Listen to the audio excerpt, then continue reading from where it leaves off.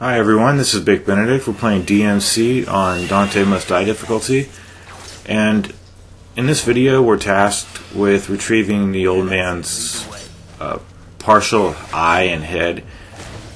So it's a pretty basic level, I mean, as far as what you're supposed to do, but there are some tough encounters that I will need to walk you through. So these harpies are just taunting us for now, and just watch out for the ghost train. Interestingly, if you go to the checkpoint after this and then come back this direction, I was looking for hidden items. Not hidden items, but just some orbs that I thought I had missed. There's just, the harpies are just in the environment and you can't even hit them. They're just floating there. Really bizarre.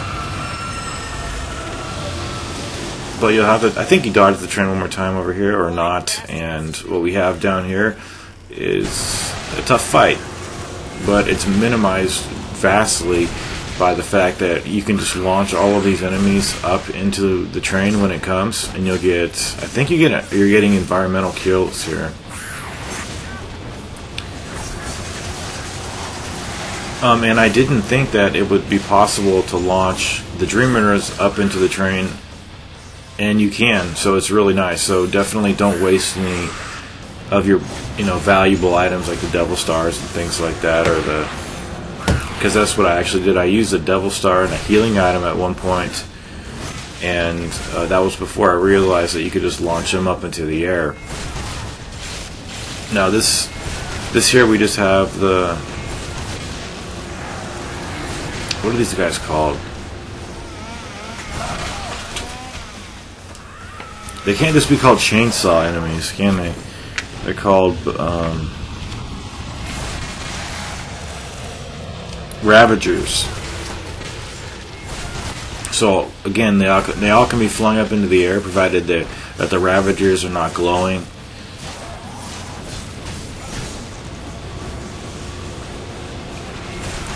And this weapon has really good range as well for knocking enemies up into the air.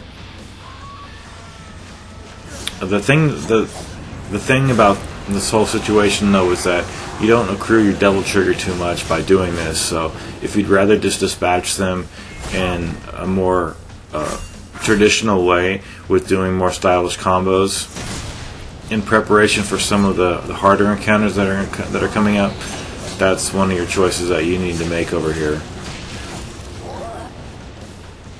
What I did was just launched everybody up. Okay, so now we have two Dream Runners, and this is the first time we've ever had a situation like this in front of us. But you don't even need to make it a situation, because you can just launch them up into the air. But you do need to make them recoil first before you knock them up. See, I had to pull him. I had to pull him with the chain first, so that he was out of his defensive posture, and only then can you knock him up into the air. So,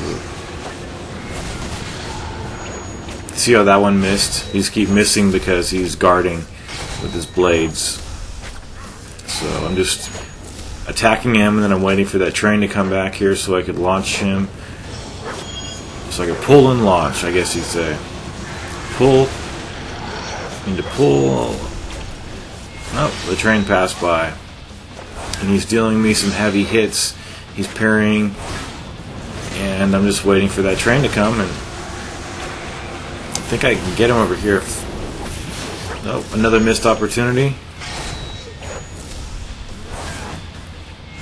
But each time you come back to this arena, you'll have a different fight to do as far as enemies.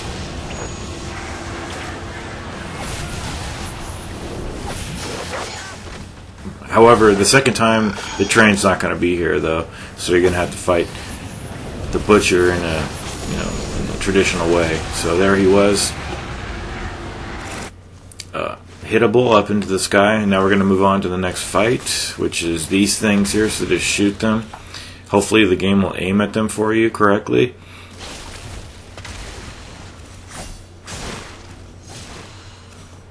And down we go into the subway. A very, very short and simple chapter, but it does have its complicated fights. Okay, so make your purchases right there if you need to, because I think the checkpoint will prevent you from accessing that divinity statue. And that's exactly what I meant a moment ago by if the game will let you hit those things. It just robs you of your health points right there. But it doesn't matter, because you can just restart from checkpoint when you get to the checkpoint, and you'll be filled up all the way. So this is kind of an interesting area to fight, because the longer you stand on these solar panels here, or whatever they are, they're going to crack underneath your weight. And it's just kind of interesting. It can be kind of annoying if you keep falling to your death. But we're not dealing with hard enemies here. I think it's all just aerial enemies. So what you want to do, definitely use this weapon to do the charge shot. And then that will divest them of their wings. Here we have some guarded pathos enemies. So what you want to do is just hit them, or excuse me, pilch their shield, just get the fucking shield off their bodies. I don't know what word I was trying to say there. It's hard to do a guide for this game because it really is repetitive and it's all just fights. I'm trying my best though. I'm not going to cancel the guide. Anyway, so also just try to latch on from enemy to enemy. Try not to fall too many times. Watch out for these guys with the lasers. And then just, you do your angel pull up to them and do the demon pull to get the shield out from them. And then just massacre them. Now we're heading back to give the guy his eye. And one more fight, I believe, is going to stand in our way. One more mandatory fight anyway. So, okay, that hit that time.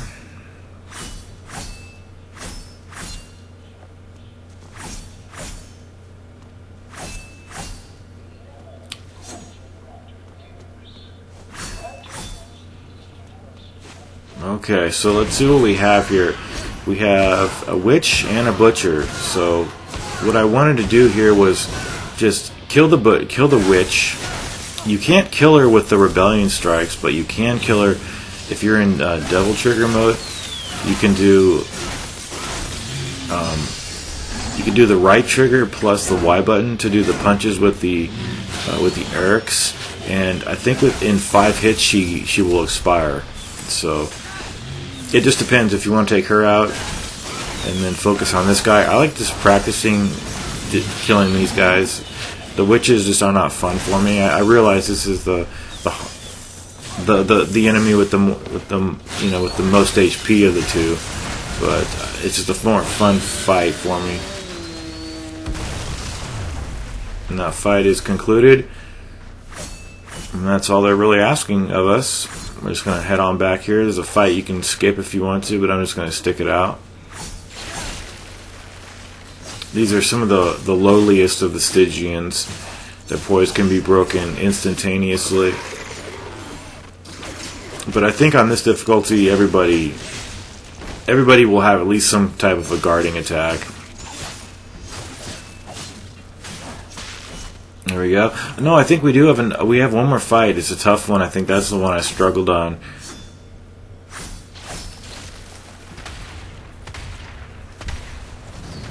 And there's so many fights, they all blend together, so I'm going to have to just wait and see what fight we're looking at here. What is it? It's a pretty difficult fight if I remember.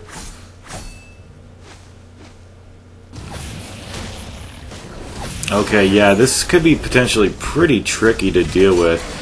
We've got the Tyrant and the Dream Runner, so I'm going to keep the Dream Runner off the screen as much as I can, build my Devil Trigger, and then when it's built up, I'm going to latch onto this guy and do aerial attacks as best I can, chip off his HP, and just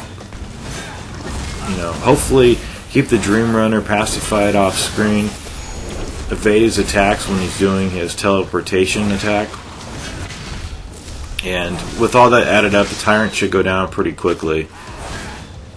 And then just proceed to take care of this guy. I'm going to be using some Rebellion attacks just to show you that you don't have to be using demon arms when you fight this guy. But it is much recommended to do so. So there's the parry. He might counterattack me.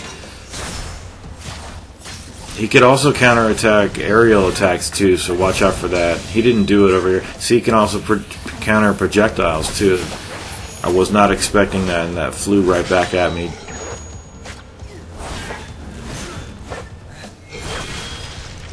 So I don't really mind this guy. I just don't enjoy fighting him. It's not a fun enemy for me.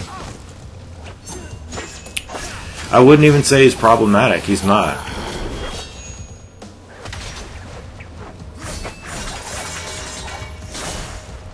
I just think that the witches are not problematic either. They're just annoying.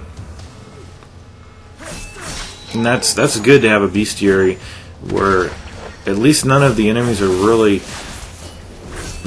really pain in the asses. That it just doesn't exist in this game because this game is well made.